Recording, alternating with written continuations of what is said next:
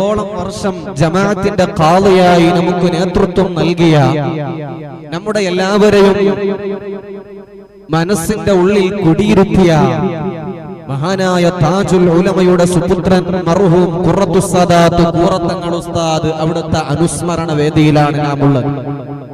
അതോടൊപ്പം നമ്മുടെ ജമാഅത്തിന് നേതൃത്വം നൽകാൻ ഒരു ഗൗരവാധ്യക്ഷ പദവി ഖുറത്തുസ് സാദാത്ത് കൂറത്തങ്ങൾ ഉസ്താദിന്റെ നേതൃത്വം ദീർഘകാലം ഈ ജമാഅത്തിന് ഉണ്ടായതിന്റെ അടിസ്ഥാനത്തിൽ നമുക്ക് കൂറത്തങ്ങൾ ഉസ്താദിന്റെ മകനെ തന്നെ ഈ ജമാഅത്തിലേക്ക് ഒരു ഗൗരവാധ്യക്ഷരായി നിയമിക്കാമെന്ന് ഈ നാട്ടുകാർ തീർമാനിക്കുകയും ഖുറത്തുസ് സാദാത്ത് കൂറത്തങ്ങൾ ഉസ്താദിന്റെ മകൻ മസൂദ് തങ്ങൾ ഉസ്താദിനെ നമ്മുടെ ജമാഅത്തിന്റെ ഗൗരവാധ്യക്ഷരായി ഇവിടെ ഞങ്ങൾ ആ സ്ഥാനം ഏൽക്കുകയാണ്. അതോടൊപ്പം പള്ളിയുമായി ചേർന്ന് നിൽക്കുന്ന ഒരു കട്ടടം, അതിന്റെ ഉദ്ഘാടന ചടങ്ങും കൂടിയാണ്. അപ്പൊ ഒരുപാട് പരിപാടികൾ ഒന്നിച്ച് നടക്കുന്ന ഒരു നല്ല ഒരു സദസ്സിലാണ് നാം ഉള്ളത്. അല്ലാഹു സുബ്ഹാനഹു വ തആല നമ്മുടെ മജ്ലിസ് സ്വീകരിക്കുമാറാകട്ടെ. ദീർഘമായി ഞാൻ ഒന്നും പറയുന്നില്ല. നമുക്കിവിടെ ഇന്ന് പ്രൗഢമായ അനുസ്മരണ പ്രഭാഷണം നടത്തി തരാൻ ഉസ്മാൻ ജൗഹരി ഉസ്താദ് നമ്മുടെ സദസ്സിൽ എത്തിയിട്ടുണ്ട്. അല്ലാഹു ആഫിയത്തുള്ള ദീർഘായുസ്സ് നൽകുമാറാകട്ടെ. മസൂദ് തങ്ങൾ ഉസ്താദ് ഏതാനും സമയങ്ങളിൽ ഇവിടെ ഞങ്ങളുടെ മജ്ലിസിലേക്ക് എത്തും. നമ്മുടെ ഇവിടത്തെ സദർ ഉസ്താദ് ഉസ്മാൻ സഖാഫിയുണ്ട്, മുർഷിദ് സഖാഫിയുണ്ട്, അസീസ് സാദിയുണ്ട്, നൂറുദ്ദീൻ സുഹരി അടക്കം ഇവിടെ സദസ്സിൽ ഒരുപാട് ആലിമീങ്ങളും ഉമറാക്കളുമുണ്ട്. ഞാൻ ദീർഘിപ്പിച്ചുകൊണ്ട് പോകുന്നില്ല. എന്റെ ഈമാനുള്ള മുഅ്മിനീങ്ങളെ, സ്വലാത്ത് മജ്ലിസ് ലോകത്തിന്റെ നേതാവ് ഹബീബുൽ വറ മുഹമ്മദ് മുസ്തഫ സല്ലല്ലാഹു അലൈഹി വസല്ലമ തങ്ങളോടുള്ള മഹബ്ബത്തിന്റെ ഭാഗമായി ഈമാനുള്ള മുഅ്മിനായ അടിമകൾ നബി സല്ലല്ലാഹു അലൈഹി വസല്ലമ തങ്ങളോടുള്ള മഹബ്ബത്ത് പ്രകടിപ്പിക്കുകയാണ്. നബി സല്ലല്ലാഹു അലൈഹി വസല്ലമ തങ്ങളോടുള്ള ഇഷ്ക് പ്രകടിപ്പിക്കുകയാണ്. മുഅ്മിനീങ്ങളായ ആളുകൾ, ജമാഅത്തിൽപ്പെട്ട ആളുകൾ ഒരു സ്ഥലത്ത് ഇരുന്ന് ഒരുമിച്ച് കൂടിക്കൊണ്ട് ലോകത്തിന്റെ നേതാവ് ഹബീബുൽ വറ മുഹമ്മദ് മുസ്തഫ സല്ലല്ലാഹു അലൈഹി വസല്ലമ തങ്ങളെ പേരിൽ ഒരുമിച്ച് കൂടി സ്വലാത്ത് ചൊല്ലുകയാണ്. നിങ്ങൾ ലോകത്തിന്റെ ഏത് മുക്കുമൂലകളിൽ നിന്ന് എനിക്ക് സലാം ചൊല്ലിയാൽ, നിങ്ങൾ ലോകത്തിന്റെ ഏത് മുക്കുമൂലകളിൽ നിന്ന് എനിക്ക് സ്വലാത്ത് ചൊല്ലിയാൽ, സലാം ചൊല്ലിയാൽ ഞാനത് ഉടനടി മടക്കുമെന്ന് ലോകത്തിന്റെ നേതാവ് ഹബീബുൽ വറ മുഹമ്മദ് മുസ്തഫ സല്ലല്ലാഹു അലൈഹി വസല്ലം. സ്വലാത്തിന്റെ ഗൗരവം ഒന്നും കൂടി മനസ്സിലാക്കണമെങ്കിൽ ഓരോ ദിവസം ലോക മുസ്ലിമീങ്ങൾ നിസ്കരിക്കുന്ന 5 വഖത്ത് നിസ്കാരമുണ്ടല്ലോ. ആ 5 വഖത്ത് നിസ്കാരത്തിൽ ലോകത്തുള്ള ഏതൊരുത്തനെ വിളിച്ചാലും നിസ്കാരം ബാത്തിലാണ്. പക്ഷേ ലോകത്തിന്റെ നേതാവ് ഹബീബുൽ വറ മുഹമ്മദ് മുസ്തഫ സല്ലല്ലാഹു അലൈഹി വസല്ലമ തങ്ങളെ വിളിച്ചുകൊണ്ട് സലാം പറയാതെ, സലാം സ്വലാത്ത് ചൊല്ലാതെ ഒരു മനുഷ്യന്റെയും നിസ്കാരം സ്വീകാര്യമല്ല. സല്ലല്ലാഹു അലൈഹി വസല്ലമ തങ്ങളെ മേലെ സ്വലാത്ത് ചൊല്ലണം, സലാം ചൊല്ലണം. അത് ഈമാനിന്റെ ഭാഗമാണ്. മുഅ്മിനീങ്ങളുടെ മജ്ജയിലും മാംസത്തിലും ശരീരത്തിലും അലിഞ്ഞു ചേർന്നതാണ് ലോകത്തിന്റെ നേതാവ് ഹബീബുൽ വറ മുഹമ്മദ് മുസ്തഫ സല്ലല്ലാഹു അലൈഹി വസല്ലം. പരിശുദ്ധമായ റബീഉൽ അവ്വൽ ഞങ്ങളിലേക്ക് അടുത്തുകൊണ്ടിരിക്കുകയാണ്. റബീഉൽ അവ്വലുമായി ബന്ധപ്പെട്ട് സ്വാഗത സമിതികൾ ഇവിടെ രൂപീകരിച്ചിട്ടുണ്ട്. അതിന്റെ പ്രവർത്തനങ്ങൾ നടന്നുകൊണ്ടിരിക്കുന്നു. ഈ വർഷത്തെ റബീഉൽ അവ്വൽ ഉണ്ടല്ലോ, 1500 വർഷത്തെ പ്രവാചക പൈഗംബർ മുഹമ്മദ് മുസ്തഫ സല്ലല്ലാഹു അലൈഹി വസല്ലമ തങ്ങളുടെ 1500ാമത്തെ ജന്മദിനമാണ് ആചരിക്കുന്നത്. ലോകത്തുള്ള എല്ലാ മുസ്ലിമീങ്ങൾക്കും സന്തോഷമാണ്. ആ ഭാഗത്തേക്ക് ഞാൻ തൽക്കാലം കടന്നു പോകുന്നില്ല. ഇവിടെ അനുസ്മരിക്കുന്നത് നമ്മുടെ ജമാഅത്തിന് നേതൃത്വം നൽകിയ, നൂറുകണക്കിന് മഹല്ലുകൾക്ക് ഖാദിയായി നേതൃത്വം നൽകിയ മഹാനായ ഖുറത്തുസ് സാദാത്ത് കൂറത്തങ്ങൾ ഉസ്താദിനെ കുറിച്ച് നിങ്ങളോട് കൂടുതൽ ഞാൻ പറഞ്ഞു തരേണ്ടതില്ലല്ലോ. എങ്ങനെയാണ് ഒരു മനുഷ്യൻ തഖ്വയിൽ അധിഷ്ഠിതമായി ജീവിക്കേണ്ടത്? എങ്ങനെയാണ് അല്ലാഹുവിനോടുള്ള ഭയം? എങ്ങനെയാണ് അല്ലാഹുവിനോടുള്ള ഇഖ്ലാസ്? എങ്ങനെയാണ് തവാദു? എങ്ങനെയാണ് ഒരു മുഅ്മിനായ മനുഷ്യൻ ജീവിതത്തിൽ കാണിച്ചു തരേണ്ട എല്ലാ മാർഗങ്ങളും കാണിച്ചു തന്ന നേതൃത്വമാണല്ലോ ഖുറത്തുസ് സാദാത്ത് ഖുറത്തങ്ങൾ ഉസ്താദ്. ഞാൻ വലിയ മുശാവറ പണ്ഡിതനാണ്, ഞാനൊരു ജംഇയ്യത്തുൽ ഉലമയുടെ മെമ്പറാണ്, ഞാനൊരു ബുഖാരി സാദാത്താണ്, നൂറുകണക്കിന് മഹല്ലുകളുടെ ഖാദിയാണ്, ഞാനൊരു പച്ചത്തട്ടമിട്ട് നടക്കുന്ന വലിയ ആളാണ് എന്നൊരു അഹങ്കാരമില്ലാതെ, ഞാനൊരു വലിയവനാണെന്ന ധാരണയില്ലാതെ, ഞാനൊരു സാധാരണക്കാരനായ റബ്ബിന്റെ അടിമയാണെന്ന് ഞങ്ങൾക്ക് കാണിച്ചു തന്ന ഏറ്റവും വലിയ നേതൃത്വമാണല്ലോ ഖുറത്തുസ് സാദാത്ത് ഖുറത്തങ്ങൾ ഉസ്താദ്. അവിടുത്തെ ദറജനെ ഉയർത്തണേ അല്ലാഹ്.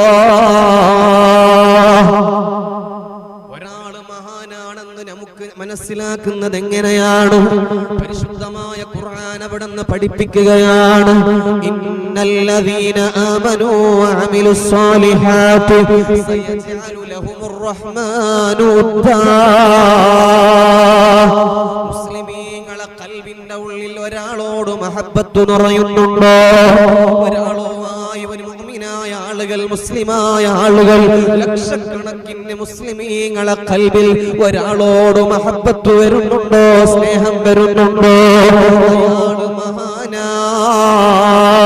മഹത്തുക്കളോട് മുഅ്മിനീങ്ങളൊക്കെ ഇഷ്ടം വരുമെന്ന് പരിശുദ്ധമായ ഖുർആനിന്റെ ഈ ആയത്ത് വിശദീകരിച്ചുകൊണ്ട് മുഫസ്സിരീങ്ങൾ പറയുന്നതായി കാണാം. എന്റെ ഈമാനുള്ള മുഅ്മിനീങ്ങളെ, ഉമ്മമാരെ ഞാൻ ചുരുക്കുകയാണ്. ഏതൊരു അമല് ചെയ്യുമ്പോഴും, ഏതൊരു പ്രവർത്തനം ചെയ്യുമ്പോഴും, ഞങ്ങൾ നിസ്കരിക്കുമ്പോഴും, ഇബാദത്ത് ചെയ്യുമ്പോഴും, നോമ്പ് നോക്കുമ്പോഴും, ഏതൊരു കർമ്മം ചെയ്യുമ്പോഴും ഞങ്ങളിൽ ഉണ്ടാകേണ്ട ഒന്നാമത്തെ നിബന്ധന അൽ ഇഖ്ലാസു ഫില്ലാഹ്. അല്ലാഹുവിലുള്ള ഇഖ്ലാസാണ്. അത് വ്യക്തമായി നമുക്ക് കാണിച്ചു തന്ന നേതൃത്വമാണല്ലോ മഹാനായ ഖുറത്തുസ് സാദാത്ത് ഖുറത്തങ്ങൾ ഉസ്താദ്. പള്ളിന്റെ മുറ്റത്ത് ഒരു ജോലിയുണ്ടെന്ന് പറഞ്ഞ് പള്ളിന്റെ പരിസരത്തേക്ക് വരുമ്പോ വേണ്ടത് ഇഖ്ലാസാണ്. ജമാഅത്തിന് വേണ്ടി പ്രവർത്തിക്കുമ്പോ ഞാനിത് അല്ലാഹുവിന് വേണ്ടി ചെയ്യുന്നതെന്ന ഇഖ്ലാസാണ്.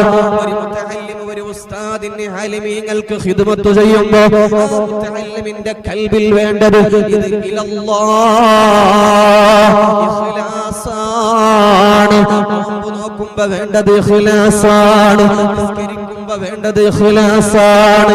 ഇഖ്ലാസ് ഇല്ലാത്ത പ്രവർത്തനങ്ങൾ റബ്ബ് സ്വീകരിക്കുന്നതല്ല.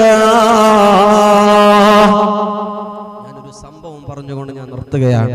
ഇഖ്ലാസിന് എത്ര വലിയ പ്രാധാന്യമുണ്ട്. കാരണം ഇത് ഖുറത്തുസ് സാദാത്ത് മഹാനായ ഖുറത്തങ്ങൾ ഉസ്താദിന്റെ മജ്ലിസ് ആയതുകൊണ്ട് ഒരു സംഭവം പറഞ്ഞുകൊണ്ട് ഞാൻ നിർത്തുകയാണ്.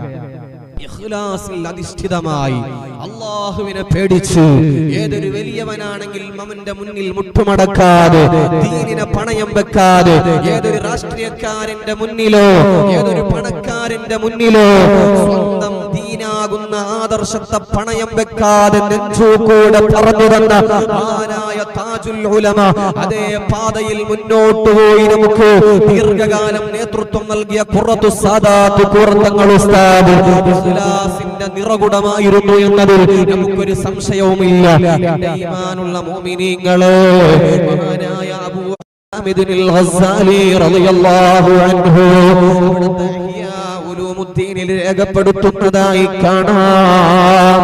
ബനൂ ഇസ്രായേൽ ഗാരിൽപ്പെട്ട വലിയ ആബിദായ മനുഷ്യൻ. ആബിദ് എന്ന് പറഞ്ഞാൽ അല്ലാഹുവിന് വേണ്ടി നോമ്പ് നോക്കുന്നു, നിസ്കരിക്കുന്നു, സ്വതക കൊടുക്കുന്നു, സൽക്കർമ്മങ്ങൾ ചെയ്യുന്നു. ആബിദായി ജീവിച്ചിരുന്ന ഒരു വലിയ മഹാനുണ്ടായിരുന്നു. അന്നഹു കാന ഫീ ബനി ഇസ്രായേൽ റജുലുൻ ആബിദുൻ. ആബിദായ ഒരു മനുഷ്യൻ ഉണ്ടായിരുന്നു. ഫജാഅഹു ഖൗമുഹു. അദ്ദേഹത്തിന്റെ അടുത്തേക്ക് അദ്ദേഹത്തിന്റെ സമുദായത്തിൽപ്പെട്ട ഒരു വിഭാഗം ആളുകൾ വരികയാണ്. ആബിദായ മനുഷ്യന്റെ അടുത്തേക്ക് ഒരു വിഭാഗം, ആ നാട്ടിൽപ്പെട്ട ഒരു വിഭാഗം ആളുകൾ ആബിദായ മനുഷ്യന്റെ അടുത്തേക്ക് വന്നുകൊണ്ട് പറയുകയാണ്, അല്ലയോ മഹാനവരുകളെ, ഞങ്ങളെ നാട്ടിൽ ഒരു വിഭാഗം ആളുകളുണ്ട്, യഅബുദൂന ശജറതൻ, ഇന്നാലിന്ന നാട്ടിൽ നിൽക്കുന്ന പ്രദേശത്ത് നിൽക്കുന്ന ഒരു മരത്തിനെ ആരാധിക്കുന്ന ഒരു വിഭാഗം ആളുകൾ ഞങ്ങളെ നാട്ടിലുണ്ടെന്ന്. ദീർഘകാലം അല്ലാഹുവിന് വേണ്ടി നോമ്പ് നോക്കിയ, ഇബാദത്ത് ചെയ്ത, സ്വതക കൊടുത്ത, നോമ്പ് നോക്കിയ, രാത്രി നിസ്കരിച്ച ആബിദായ മനുഷ്യന്റെ മുമ്പിൽ വന്ന് നാട്ടുകാരാകുന്നവര് സംഘം പറയുന്നു, ഇവിടെ ഒരു മരമുണ്ട്, ആ മരത്തിന്റെ ചുവട്ടിൽ ഇരുന്നു കൊണ്ട് പലരും ഇബാദത്ത് ചെയ്യുന്നുണ്ട്, ആരാധനാ കർമ്മം നടത്തുന്നുണ്ടെന്ന് പറഞ്ഞപ്പോ ആബിദായ മനുഷ്യനിക്ക് ദ്വേഷം വരികയാണ്. മുസ്ലിമീങ്ങളായ ആളുകൾ മരത്തിനിക്ക് ആരാധിക്കുകയാണോ? അല്ലാഹു അല്ലാത്ത ബിംബത്തെയാകുന്ന ബിംബമാക്കിക്കൊണ്ട് മരത്തെ ആരാധിക്കുകയാണോ? ോടുകൂടെ വീട്ടിൽ നിന്ന് പുറപ്പെടുകയാണ്. വീട്ടിൽ നിന്ന് പുറപ്പെടുമ്പോ ഒരു കൊടാലിയും പിടിക്കുന്നു, മരത്തെ കഷ്ണിച്ചെടുക്കാൻ, മുറിച്ചെടുക്കാൻ വേണ്ടി കൊടലിയുമായി ആ മരത്തെ മുറിച്ചു മാറ്റാൻ വേണ്ടി ധൃതിയിൽ കടന്നു പോകുമ്പോ വഴിയിൽ ഒരാള് തടസ്സപ്പെടുത്തുന്നു. എവിടേക്കാണ് പോകുന്നത്? ഇന്നാലിന്ന സ്ഥലത്തൊരു മരമുണ്ട്, ആ മരത്തിനെ പലരും ആരാധിക്കുന്നുണ്ട്, അല്ലാഹു അല്ലാത്തവരെ ആരാധ്യനില്ല, ഞാനതിനെ മുറിച്ചു മാറ്റുമെന്ന് പറഞ്ഞുകൊണ്ട് ഒരു കൊടലിയുമായി ഓടിപ്പോകുമ്പോ ഒരു വൃദ്ധനായ ഒരു വേഷത്തിലുള്ള ഒരു മനുഷ്യൻ വന്നുകൊണ്ട് പറയുന്നില്ല, ആ മരത്തെ നിങ്ങളെ മുറിച്ചു മാറ്റാൻ ഞാൻ സമ്മതിക്കില്ല. വന്നത് ഇബ്ലീസുൽ ലഈൻ, പക്ഷേ വന്നത് മനുഷ്യകോലത്തിലാണ്. മനുഷ്യകോലത്തിൽ വന്നുകൊണ്ട് പറയുന്നു, ആ മരത്തെ മുറിച്ചു മാറ്റാൻ ഞാൻ സമ്മതിക്കില്ല. ആബിദായ മനുഷ്യനിക്ക് അത് ഇബ്ലീസ് എന്നറിഞ്ഞിട്ടില്ല. ഒരു വയസ്സായ വൃദ്ധന്റെ ശൈഖിന്റെ രൂപത്തിൽ വന്ന് മരത്തെ മുറിക്കാൻ ഞാൻ സമ്മതിക്കില്ലെന്ന് പറഞ്ഞപ്പോ രണ്ടാളും തല്ലുകൂടുന്നു. ആബിദായ മനുഷ്യൻ ഈ വയസ്സായ വൃദ്ധനെ അടിച്ചുകൊണ്ട് നിലത്തിടുന്നു, നെഞ്ഞിന്റെ മുകളിൽ ഇരിക്കുന്നു, ശരീരത്തിലേക്ക് ഇടിക്കുന്നു, പുറപ്പെട്ടു പോകുന്നു. കൊടലിയുമായി വളരെ ധൃതിയിൽ കടന്നു പോകുന്നു. മരത്തിനെ മുറിച്ചു മാറ്റുമെന്ന് വീണ്ടും ഈ വൃദ്ധന്റെ രൂപത്തിലുള്ള ശൈഖാകുന്ന ഇബ്ലീസ് വീണ്ടും വന്ന് തടസ്സപ്പെടുത്തുന്നു. നിങ്ങൾക്ക് തന്നെ മുറിക്കണോ? ആ മരം മുറിക്കാൻ വേറെ ആരെങ്കിലും ഉണ്ടാകില്ല, നിങ്ങൾ മുറിക്കരുത്, നിങ്ങളെ മുറിക്കാൻ ഞാൻ അനുവദിക്കില്ല. ആബിദായ മനുഷ്യൻ വിടുന്നില്ല. ഇല്ല ഇല്ല, അല്ലാഹു അല്ലാത്തവർ ആരാധ്യനില്ല, അല്ലാഹു അല്ലാത്തവർ ദൈവമില്ല, മരത്തെ ആരാധിക്കാൻ ഞാൻ സമ്മതിക്കില്ല എന്ന് പറഞ്ഞുകൊണ്ട് ആബിദായ മനുഷ്യൻ പറഞ്ഞപ്പോ ഈ ശൈഖാകുന്ന വൃദ്ധൻ പറയുന്നു, ഞാൻ നിങ്ങളെ മരം മുറിക്കാൻ സമ്മതിക്കില്ല. വീണ്ടും അടികൂടുന്നു. ആബിദായ മനുഷ്യൻ ഈ ശൈഖിനെ ഇടിച്ച് നിലത്തിടുന്നു, നെഞ്ഞിന്റെ മുകളിൽ കയറിയിരിക്കുന്നു. വീണ്ടും ഈ ശൈഖ് പറയുന്നു, നിങ്ങൾക്ക് ആ മരം മുറിക്കണോ? എന്തിന് നിങ്ങൾ ആ മരം മുറിക്കണം? നിങ്ങളൊരു ആബിദായ മനുഷ്യനല്ലേ? നിങ്ങൾ അല്ലാഹുവിനെ നിസ്കരിച്ചു, നോമ്പ് നോക്കി, ഇബാദത്ത് ചെയ്തിരുന്നാ പോരെ? നിങ്ങൾക്ക് കഴിക്കാൻ ഭക്ഷണത്തിന് പ്രയാസമുണ്ട്, നിങ്ങൾക്ക് ജീവിതം മുന്നോട്ട് പോകാൻ പ്രയാസമുണ്ട്, നിങ്ങൾക്ക് ഞാനൊരു ഖൈറ് പറഞ്ഞു തരാം. ഓരോ ദിവസം നിങ്ങൾക്ക് ഞാൻ 2 ദിർഹം തരാം.